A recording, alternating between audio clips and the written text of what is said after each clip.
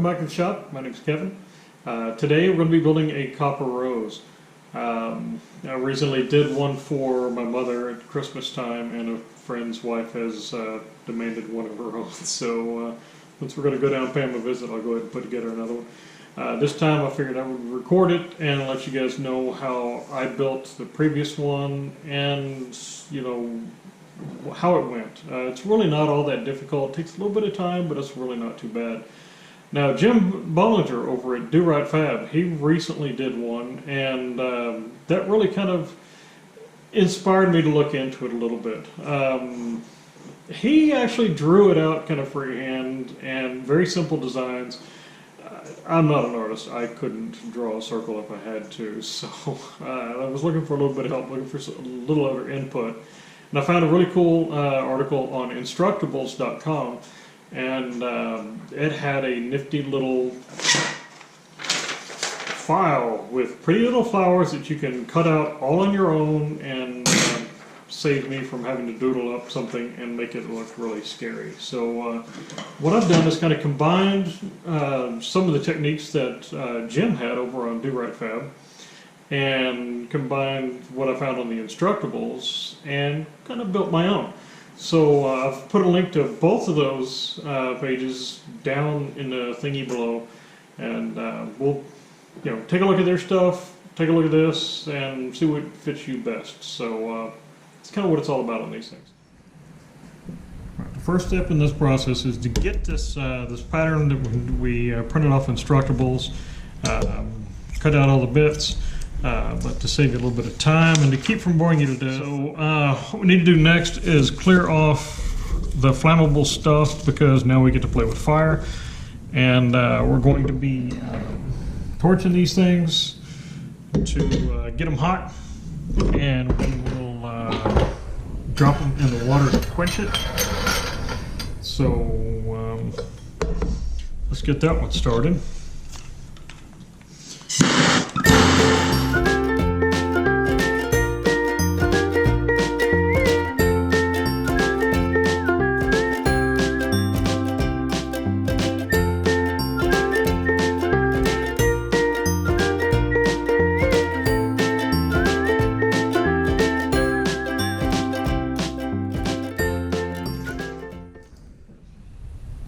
There we are, bunch of chopped up, annealed, ugly looking copper. Don't worry about it, we'll get this stuff cleaned up here in a little bit. Did forget to mention that I like my gray Scotch-Brite pads for this.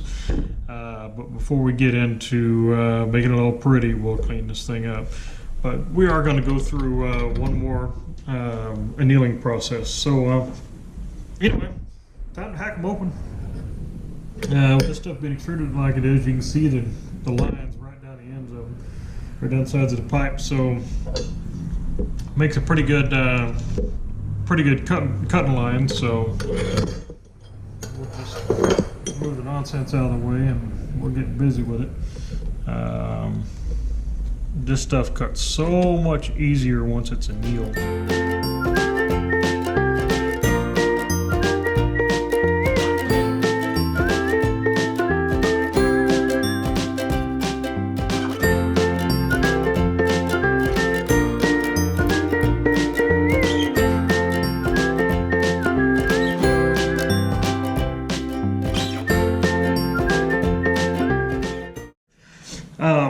Now with 1-inch pipe for the largest of the flowers, it's a little tight. It doesn't quite fit, but on a rose, the largest outside petals tend to curl way down, and we're going to be folding the edges of these down anyway. So the deficiency of that we've got here isn't going to make a difference. When you cut these out, go ahead and cut down the lines to the center. Don't cut the center, obviously. But that way, when you're holding it in place, you can lift it up and trace down the sides of the individual petals. So we're going to go ahead and get started on that. Just get in here, lift one up, and just trace it out.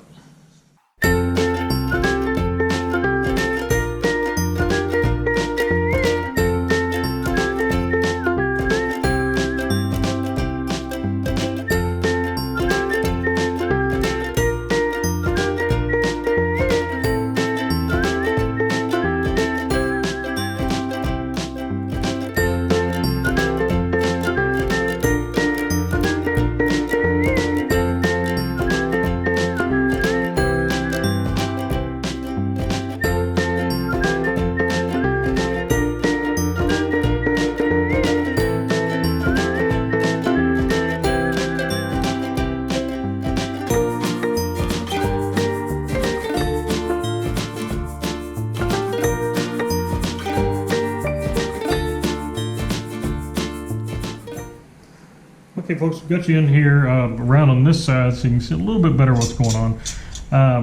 We've got all the shapes cut out and more or less deburred, kind of cleaned up here.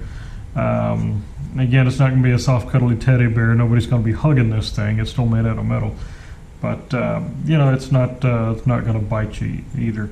Now you'll notice that all of them, well, all four of these have the same twist to them. You've got to separate these petals to be able to get in here to clean these edges up, and you need to kind of twist it in this manner to where they all look like little boat propellers, because when you go to mash it flat, chances are some of these petals are going to start overlapping when they lay down. And you need to remember that we're going to be twisting them up and in when we stand it up, and kind of a rotation here. So if this petal's on top of this one, you're gonna have trouble getting this one to twist up and go into form. It's a real pain in the butt to try to deal with when it's all when you're actually putting the flower together and bending them in the last steps. So take heed, pay attention to that, and now when you mash them back flat again, watch how they're laying down to make sure that they are not going to overlap the wrong way. Now, some folks have been wondering why this thing is here, and it's because the folks that put together that the template that we used for the petals suggested using just a little little pry bar to go in and make the texture on the petals. And I was going to bring out a couple different ideas here and show you a couple different ways of doing this. This one,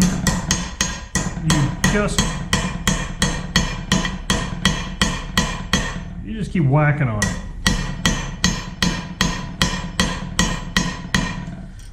And it ends up making just a series of lines across there, and that's great. You can do kind of the same thing with the chisel. Sorry, this is making some noise here. You can do the same thing with the chisel. No wacky the fingers here. It's a little sharper point, a little cleaner than what the pry bar does. Personally, I prefer the cross peen of the body hammer. When you start whacking this thing,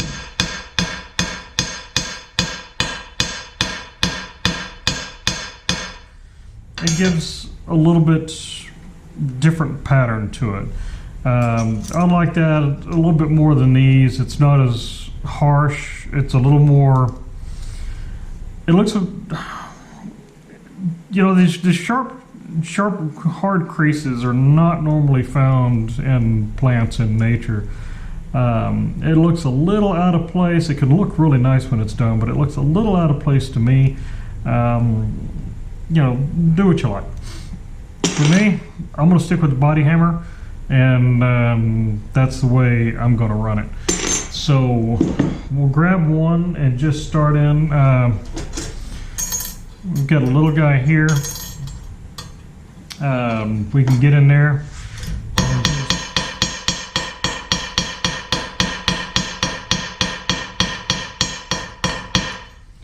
That's about all it takes.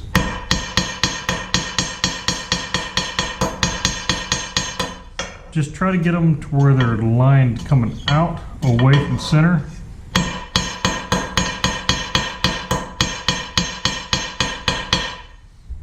And it'll work out pretty good. And that just gives it a little bit of texture, and it doesn't have to be perfect, but if you look at roses, well, they're not perfect.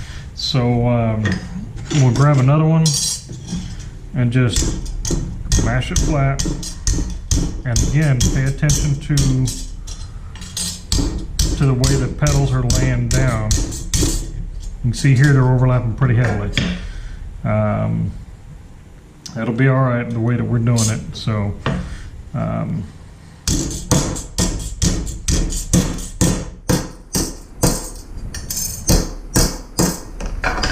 now, that's what I was showing earlier. If this was reversed, you'd have a real hard time getting this one to fold over the top of that one.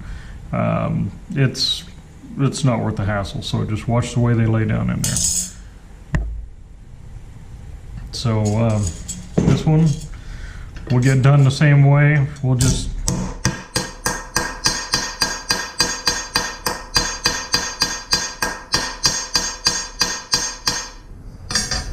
sorry about blowing out the speakers like that, but it doesn't need to be real deep in here.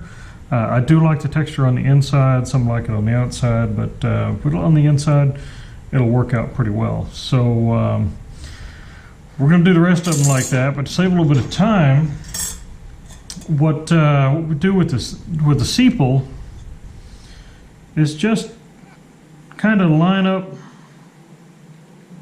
right down the center. Big punch. And you can find that center again with a big chisel. You can see there's a line right down the center of that now that the chisel's formed. That's going to be the little seam right down the middle of the leaf. And we'll make a little angled one here for the vein. We'll do it this way so you can see what's going on, and I'm not blocking it with my hand. And here. And then there. That's about all we really need to do with the sepal. Now when we clean it up, a little bit of Scotch-Brite.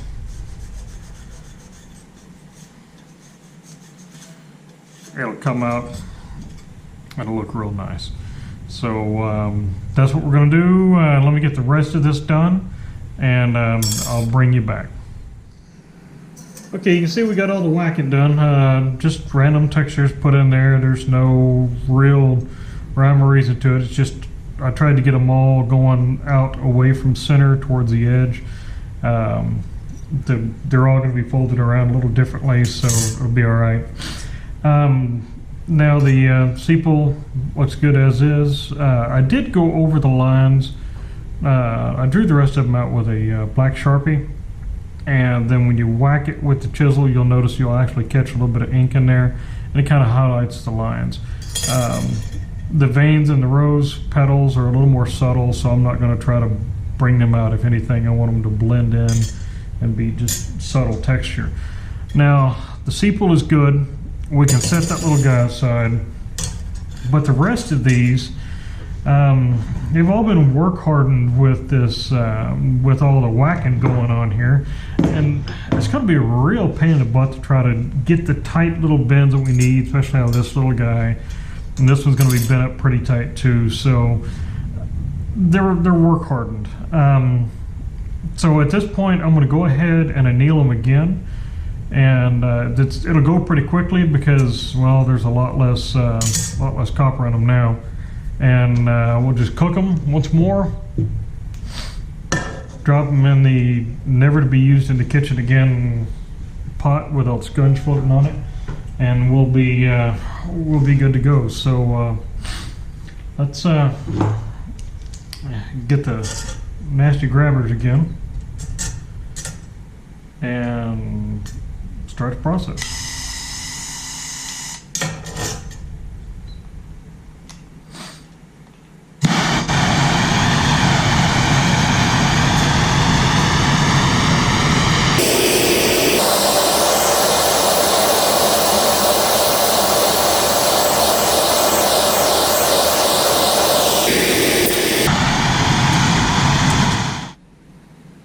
Right, here we are.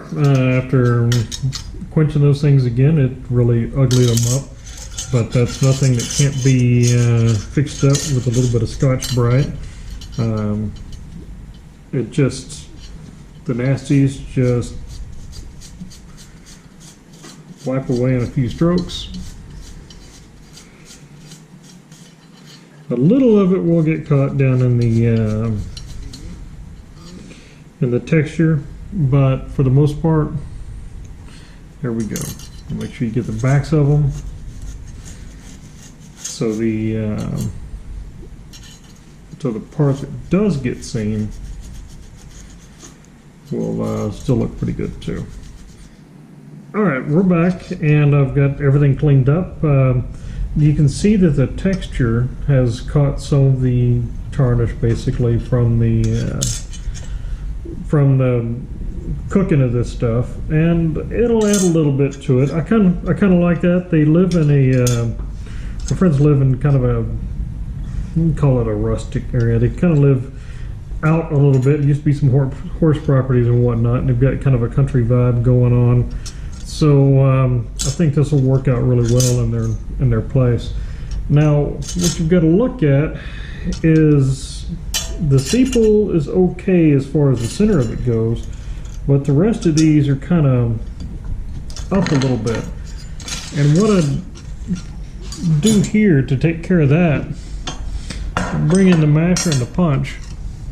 I take this just a scrap of wood. You can see it's the one I used to set the to punch the holes in them, and I just line it up. Like I said, the sepal looks okay. You use the big punch,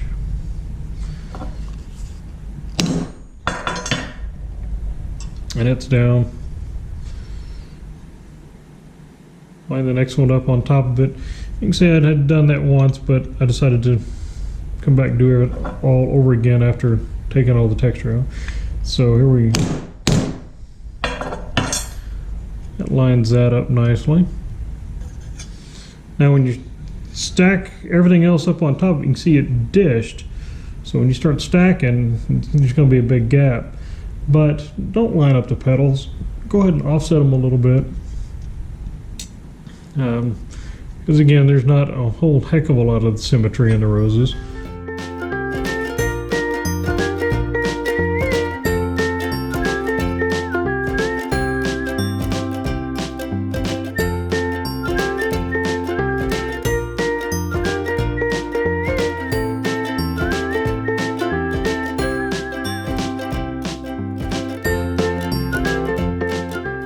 Again, it's starting to kind of look like a flower, but we need to put a lot of stem. And to do that, well, you're in my way. So I'm going to move the camera and get reset for that.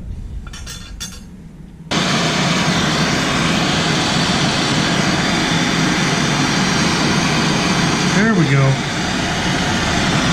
That cut in there.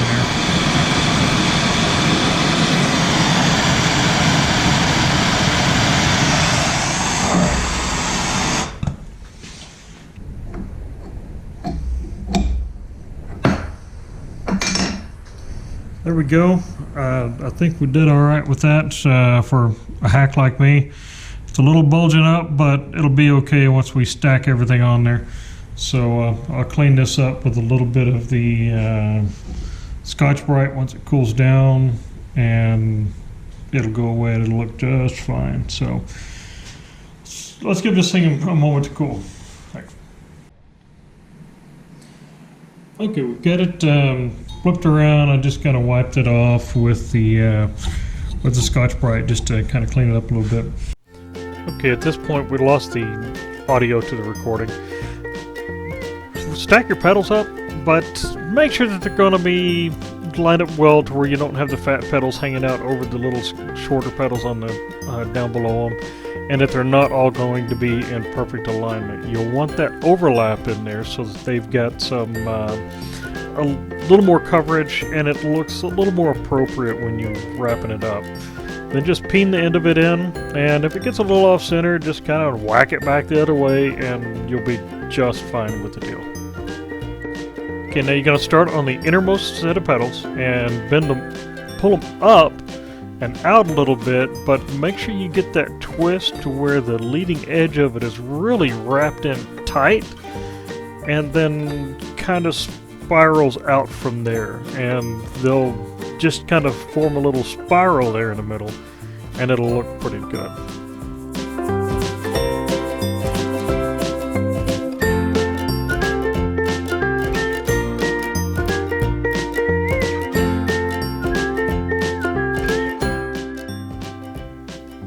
And sometimes you will need a little help getting them up some, so I just use a little file to kind of pry it up a little bit to where I can get my pliers in there and get it straightened out.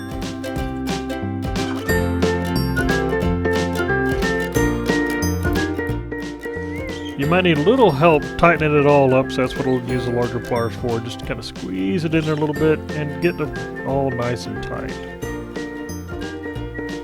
Now when you start working on the second row of petals, you're going to bring them up and keep a little bit of that spiral going, but it obviously won't be nearly as tight as the first row that you did.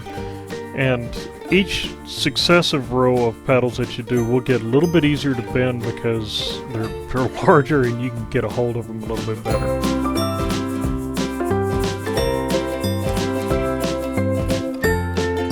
As I'm bringing them in, I'll make sure that they're not too tight, and they do kind of flare out a little towards the sides and aren't really crowding the center of it too much.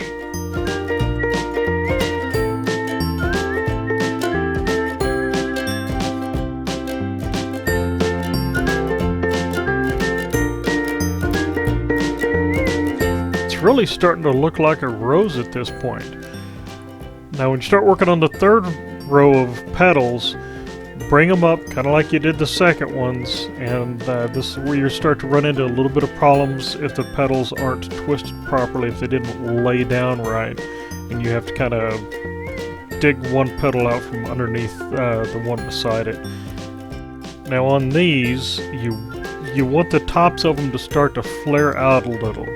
The rose is starting to open up, you're getting a little bit more volume in there, it's getting bigger, so start to curl just the tips just a little bit, and it begins to look like the petals as they relax as they go outwards on a rose.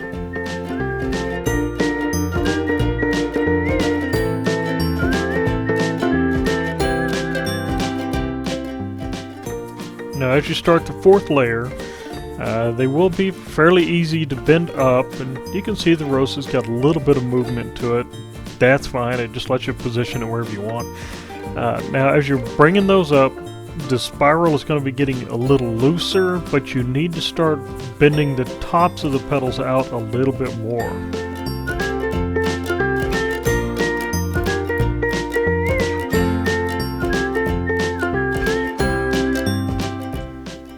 As you get the curl on the top where you like it, take the edges of the petals, the sides of them, and roll them back a little bit to where you do get that nice, almost squared off shape to the petals.